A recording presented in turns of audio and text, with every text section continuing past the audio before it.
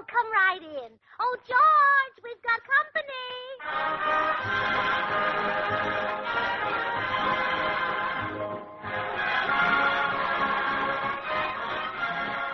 Well, it's Tuesday night again. Time for another pleasant visit with George Burns and Gracie Allen, Jimmy Cash, Paul Whiteman, and his music. And now meet the people who live in the Burns house, George and Gracie.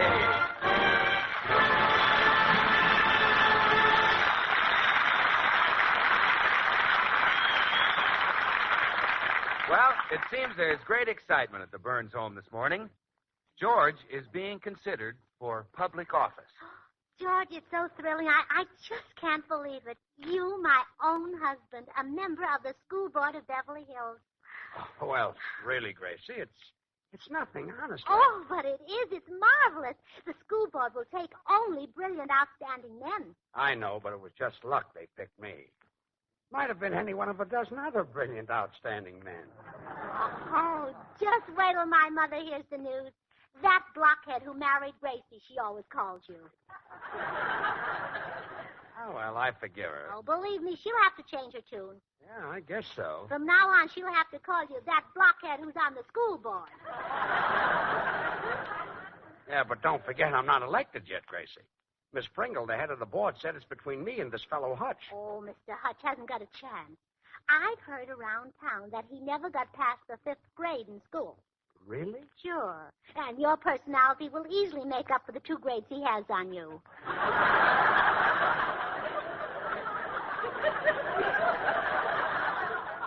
Well, I hope so. I wouldn't mind being a member of that board. Oh, well, that'll only be the start. Who knows where you may go from there? The governor's chair, maybe. Oh, Gracie, don't be silly. The odds were 6-5 against it. Oh, but how wonderful if you did get to be the governor. I've always wanted to be a governess. We'd live in a mansion, wouldn't we? Oh, sure. And from the governor's mansion, who knows? You might even... What? Well, it just wouldn't surprise me if the next time there's a meeting in Washington, it'll be Winston and George. Oh, no. That's impossible. I think. Well, anyway... Oh, I'll answer it, dear. You sit here and rest your presidential timber. Good morning, Mrs. Burns. Oh, good morning, Mr. Postman. How are you this morning? Magnificent, Mrs. Burns. Simply magnificent. I had a great big heaping dish of Popsy Wopsies for breakfast. It gave me so much energy, I'm about to burst. Well, I hope you don't. I just swept up the porch. My, you look happy this morning, Mrs. Burns. Oh, yes. I'm happy because my husband is going into politics.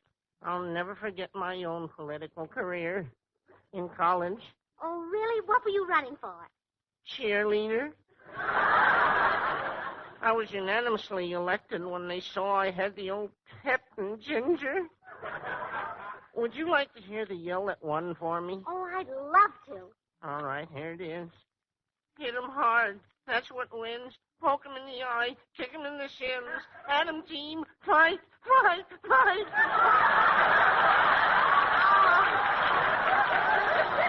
Oh, Mr. Postman, that just must have inspired the team. Oh, yes. When the boys heard me do that, they just felt like going out and dying. Oh, I'll bet they did. Yes, indeed. Oh, my goodness, I got so carried away with my collegiate memories, I almost forgot.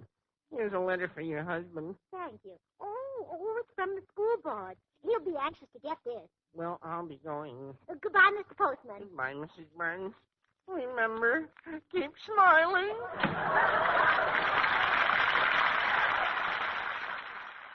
Let's pause for a moment. We'll return to the Burns and Allen Show right after these messages.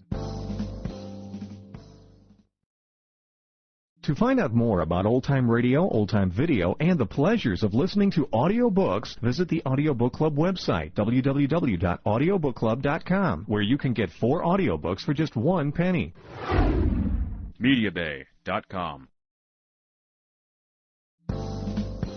And now, let's rejoin George and Gracie in the Burns and Allen Show.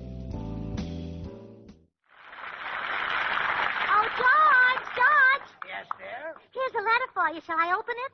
Gracie, you should never open my mail. Why not? Why not? Because it might cause trouble. Suppose you opened a letter and it was from a girl who said that she was madly in love with me. Oh. Okay. All right. Don't get hysterical. Stop it. Oh, you have such a wonderful sense of humor, George. Yes. Okay, you can open the letter. Oh, George, it's from Miss Pringle, the school board president. She's going to call on us this afternoon. I might have known. That snoopy old maid wants to check up on me. I wonder what I should talk about. We'll talk about children. Say to her, I'm just crazy about children, Miss Pringle. How many have you got? But, Gracie, I said she was an old maid. Oh, don't mention that. It might hurt her feelings. Now, I wouldn't want to insult her. Oh, I know. Miss Pringle is kind of intellectual. Oh, why don't you talk about books? Gee, I haven't read much recently. I know, and it's a shame. You used to be a great reader. Why, on our honeymoon, I could hardly tear you away from a book. That's not true, Gracie. Yes, it is. Every night you pick up a book as soon as Mother and I started to play checkers. That was some honeymoon. Believe me, our next honeymoon will be for two. Well, all right. But Mother and I will sure miss you. Yeah. Hiya, people. Oh, hello, Bill. Oh, guess what, Bill? George is going into politics. Really? Sure. He'll be going around the neighborhood kissing all the babies and passing out his cigars to all the men. Well, gee, the women will be the only happy ones left, huh? Very, very funny, Bill. Look, I'm only being considered for a place on the school board. Oh, so that's it. Well, listen, George, if you get on the school board, promise me that you'll do something about those idiotic readers they make my kid brother study. What do you mean? I see the dog. The dog is Rover. Rover is a good dog. Now, isn't that ridiculous? Well, what should they give kids to read? Something like this. I see the soap. The soap is Swan. Swan is a good soap. Now, that makes sense. Yeah, that's better. Yeah. Well, sure, Swan is not only a good soap, it's terrific. In fact, Swan is a great wartime buy because it's actually 4 soaps in one. The soap for your hands and face, the soap for bathing the baby, for the dishes, and for your light laundry. 4 swell soaps in one. Bill, if I get on the school board, I'm not going to change the readers, even if your kid brother fails. Oh, well, he won't fail. You see, I'm going out with his teacher. I hold her hand. She gives Johnny a passing grade of 75. Put my arm around her. She gives Johnny an 80. Yesterday, the kid came home with 100.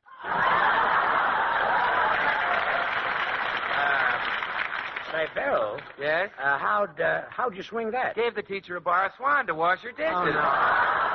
Listen, you can't beat Swan for washing dishes, and it's perfect for laundering your finer things, too. Because Swan not only gives you loads and loads of suds, but it's so mild it always helps keep your hands soft and lovely. Oh, Bill, won't it be wonderful when George goes onward and upward in politics and finally gets to be president? Oh, you got it all planned out. Oh, sure. I can just picture our home life. George will be in the living room of the White House passing laws, and I'll be in the kitchen dipping chocolates. You'll be dipping chocolate? Yes, dear. It was a nice sideline for Martha Washington, so why shouldn't I do it, too?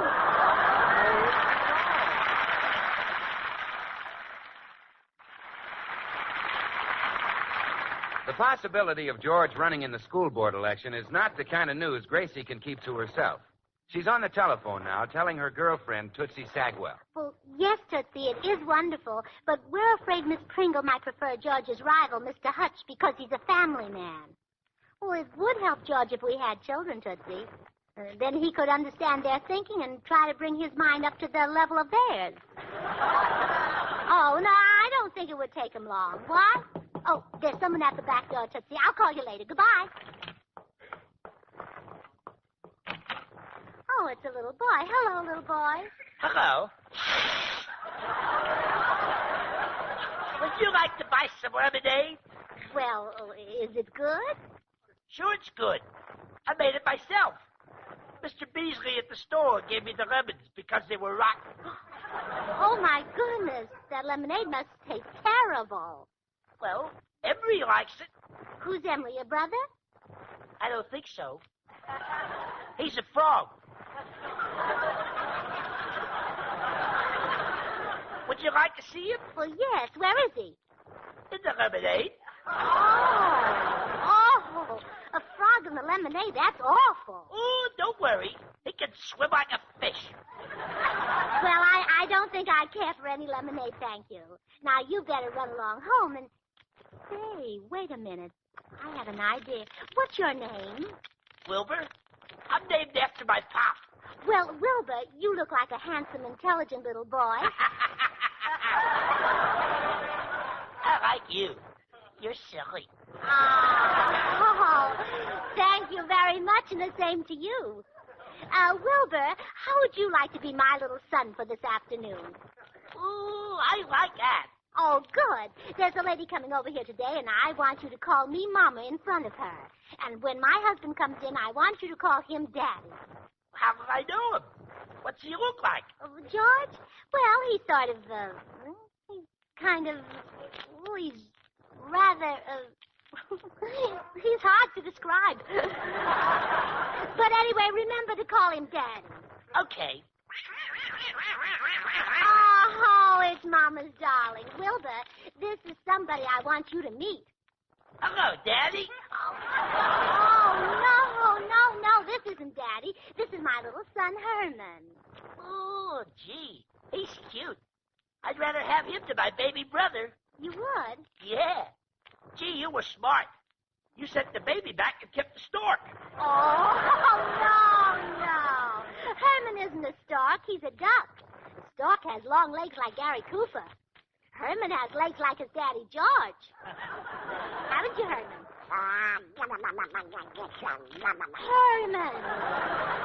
Herman, there's a child present. And I want you to be very nice to Wilbur because he's going to be Mama's new little son. What? I said this is Mama's new little son. Oh, Herman Burns, you're jealous, aren't you? Oh, you are too. But if you'll stop crying, Mama will do something nice for you. Yes, really. She'll let you go out in her rose garden and dig some of those nice big worms. Oh. But Herman, don't forget to give half of them to Wilbur. Oh, Herman, shame on you. Gee, little ducky, I like you. Let's be pals.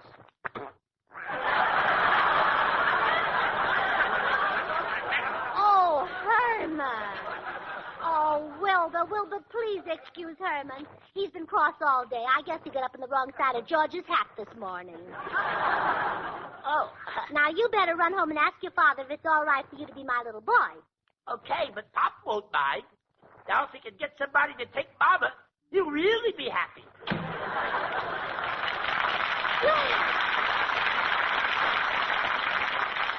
Oh, I took care of that. I'll bet no other wife in the world fixes things for her husband like I fix them for George. Oh, Gracie, I thought I'd wear a dark suit to impress Miss Pringle. Does it look all right? Oh, lovely. And, George, I know something else that's going to impress Miss Pringle. What? You're going to be a father. A father? Uh-huh. Surprise. Surprise. Gracie, are you sure? Well, it's practically certain. Oh, when do you expect it? This afternoon. This afternoon? Uh-huh. But why didn't you tell me sooner? Well, it just occurred to me 5 minutes ago. Well, gee, it's awfully sudden, but I'm tickled to death. Imagine having a child. Oh, I thought you'd be pleased. And to think we wouldn't have had the little fellow if it hadn't been for lemonade.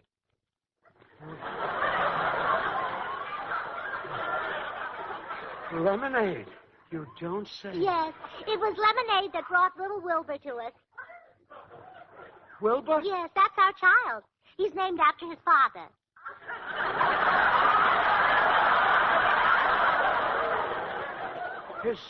His father? Yes. You see, Wilbur is a little boy who's going to pretend he's our son, so Miss Pringle will be impressed. Oh, so that's it. Yes, that's... Why, George, you didn't think... Oh, you're cute. Well, Wilbur got his father's permission to pose as George and Gracie's son. And now we find the Burnses awaiting the arrival of Miss Pringle, the head of the school board. Now, George, you've got to be very nice to Miss Pringle if you want that job on the school board. Oh, don't worry. I'll be nice to her. Remember that she's an old maid, so ask her if she's found anybody under a bed lately. Yes, I'll be sure to do that. Yeah, and tell her how well you know children. Explain that you know much more about a child than the average person because your own mother had one. Yes, my father had one, too. Oh, really? Oh, well, that's all the better. Oh, sure. Say, by the way, where is Wilbur? He's upstairs getting dressed. I wanted him to look really nice, so he's putting on your gray flannel shorts. My gray flannels aren't shorts. They are now, dear. Oh, fine. Well, I hope the little brat behaves himself. I told him to be polite to old Mooseface. And I also... Oh, there she is now. I'll answer her, dear. Mrs. Burns? Yes? I am Patience Pringle. Oh, come right in, Miss Pringle. This is Mr. Burns, my husband. Or, as he'll soon be known, George Burns, the educator. How do you do, Miss Pringle? How do you do? I came here, Mr. Burns. May I hang up your hat? No, thank you. I came here to inquire. Your cane? That's an umbrella. I don't carry a cane. Oh, isn't she wonderful, George? At her age, she doesn't use a cane. Just how old do you think I am, Mrs. Burns? Well, I don't know, but you certainly do look young for it. Gracie, I'd like to talk to Miss Pringle. Oh, go right ahead, dear. As long as you talk to women like Miss Pringle, I'll never be jealous. Well, I mean, the reason I wouldn't be jealous of you is because you're so nice, not because you're so unattractive. Gracie, Miss Pringle came here to talk about the school board. Oh, yes. Well, my husband has some marvelous ideas on education, Miss Pringle. Yes, indeed, some wonderful ideas. Well, for instance, he wants to do away with history altogether. Yes, huh? George says, why should children study the life of Alexander the Great just because he invented the telephone? Look, Miss Pringle. Mr. Burns, it is becoming apparent that you're not the man for our school board. But, Miss... I'll be right back. Hiya, George. Did you get on the school board? Oh, no, I'm sunk, Bill. Miss Pringle is here, and Gracie has killed any chance I ever had. Oh, well, don't worry. I'll put her back in a good humor. I've got away with old maids. Are you sure you can handle it? Look, George, you know Carson, the cabinet maker? Yes. I get a 10% cut on every Hope chest he sells. Lead me to her. Well, okay, come on. Miss Pringle, may I present Mr. Goodwin? How do you do? Well, not Miss Pringle, the president of the school board. Yes. Oh, no, you're hardly old enough to be out of school yourself. Oh, Mr. Goodwin, I've been out of school for, several years. Well, how can it be Miss Pringle? How can such an attractive woman be unmarried? Well... Oh, I know. You don't want people to call you a child bride.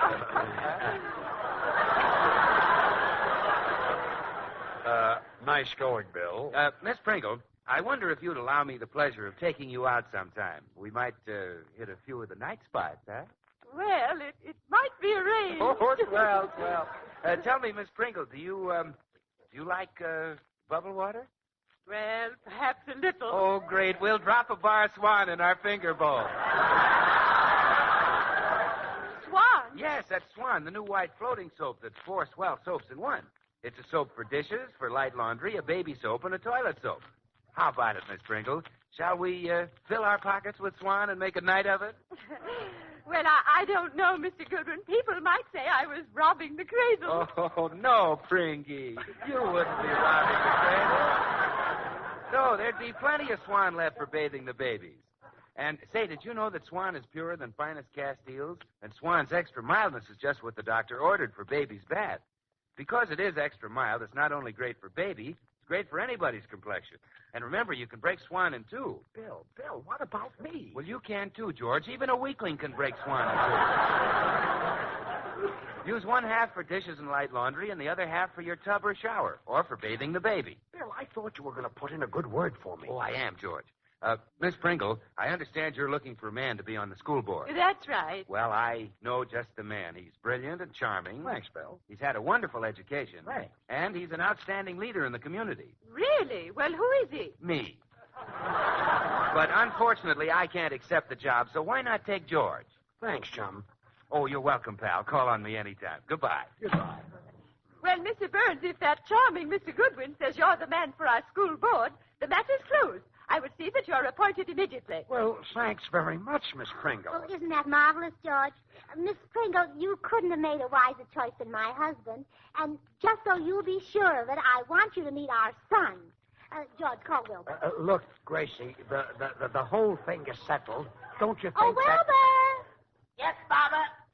Miss Pringle, this is Wilbur. How do you do, Sonny? I'm very pleased to make your acquaintance, Miss Pringle. Well, what a polite little boy. Sure. Ain't you the old moose face my daddy told me to be polite to? Mooseface. Oh, Wilbur, shame on you. A moose has horns growing out of its head. Now, do you see the difference? Miss Pringle, let me explain. I have never been so insulted in my entire life. Oh, now, Miss Pringle, I'm sure you have. I am leaving here this instant. But look, Miss Pringle. I will recommend Mr. Hutch for the school board. And as for you, Mr. Burns, I hope the next board you sit on gives you a splinter. Good day.